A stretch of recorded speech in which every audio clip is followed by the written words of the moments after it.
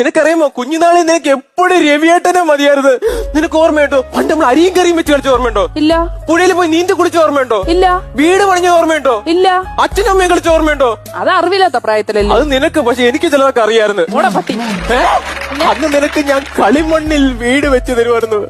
ആ മണ്ണ് ഞാൻ ഇന്നും നിന്റെ ഓർമ്മയ്ക്കായി സൂക്ഷിക്കുന്നു. നിന്റെ വായിലിട്ട് മൂടാനാ? അയ്യ എന്തിനു വർത്താനം പെണ്ണേ? പിന്നെ നീ ഇങ്ങനെയൊക്കെ പറഞ്ഞ പിന്നെ എന്തോ പറയും? രവിയേട്ടന് വേണ്ടി നീ എന്തെങ്കിലും ഒന്ന് സൂക്ഷിച്ചിട്ടുണ്ടോ? രവിയേട്ട ഇപ്പൊ എന്താ പറഞ്ഞേ? എനിക്ക് വേണ്ടി നീ എന്തെങ്കിലും സൂക്ഷിച്ചു വെച്ചിട്ടുണ്ടോ? സൂക്ഷിച്ച് വെച്ചിട്ടുണ്ടോന്ന് രവിയേട്ടനെ ഓർമ്മയുണ്ടോ? പണ്ട് നമ്മുടെ കുട്ടിക്കാലത്ത് രവിയേട്ടൻ ഞാനുമായിട്ട് കളിച്ചുകൊണ്ടിരുന്ന സമയത്ത് രവിയേട്ടൻ എന്റെ അടുത്ത് ഒരു കുട്ടി കുറുമ്പ് കാണിച്ച്.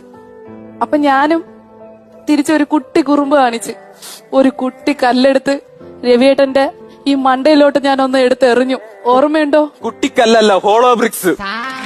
ഓർമ്മയുണ്ടോ? പിന്നെ മണ്ട മുളക്ക അടിച്ചിട്ട് അവള് ചോദിക്കണോ? ആരാണ്?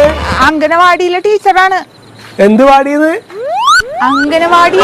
അതിന് ഇവിടെ കുട്ടികളൊന്നുമില്ലല്ലോ. സെൻസസ് എടുക്കാൻ വേണ്ടി വന്നതാണ്. ഇവിടെ വെച്ചിണ്ടോ? ഞാൻ ഇവിടെ ഇരുന്നോട്ടെ. ഇക്കടെ പേരൊന്ന് പറയാം. എന്റെ പേര് കോയാന്നാണ്. കോയ കുട്ടി എന്നും പറയും.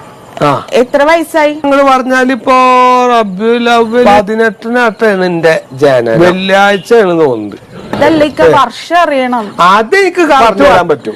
നമ്മുടെ ഊത്രാലിക്കാവ് പൂരം, പൂരത്തിന്റെ അന്ന് തീവണ്ടി വന്ന് തട്ടിയിട്ട് 10-13 ആൾക്കാർ അങ്ങോട്ട് മയ്യത്തായത് ഓർമ്മ എനിക്ക്? എന്നാ ഈ കുടുങ്ങി. എന്നാ വീട്ടും പേരൊന്ന് പറയാമോ? ആ വീട്ടുപേരൊക്കെ പറഞ്ഞാൽ കക്കരിയാരക്കര വീട്ടിൽ പടിഞ്ഞാറത്തറ. ഇത് ഞാൻ എപ്പോ ടൈപ്പ് ചെയ്തിട്ട് വീട്ടിൽ പോകാനാണ്? ആ ആധാർ കാർഡ് ഒന്ന് തരുമോ? അത് കണ്ടു കഴിഞ്ഞിട്ട് പിന്നെ അത് കളിയാക്കാനൊന്നും നിൽക്കരുത്. ഇക്കഞ്ഞത് വരെ മനസ്സിലായിട്ടില്ല. അതിലിരിക്കണ വെള്ളത്തലയാണ്, അരി വെച്ച മാതിരിയാണ് ഇക്ക് തോന്നാറ്. കണ്ണുമില്ല, മൂക്കുമില്ല, തലയില്ല. ആളാണോന്ന് തന്നെ സംശയമാണ് അതിലിരിക്കുന്നത്. ചേട്ടാ എന്റെ ഭർത്താവിനെ പറഞ്ഞു പറ്റിച്ചേട്ടാ. കല്യാണത്തിന് മുമ്പ് അങ്ങേര് പറഞ്ഞെന്താന്നറിയോ? അങ്ങേറെ വീട് വലിയ ബംഗ്ലാവാണെന്ന്. കല്യാണം കഴിഞ്ഞ് ഞാൻ അവിടെ ചെന്നപ്പോ എല്ലാം അറിയണത് അങ്ങേറെ അച്ഛന്റെ ഒരു മുണ്ട് കൊണ്ട് ഇങ്ങനെ 4 ചുറ്റിയാക്കാൻ അങ്ങേറെ വീട്.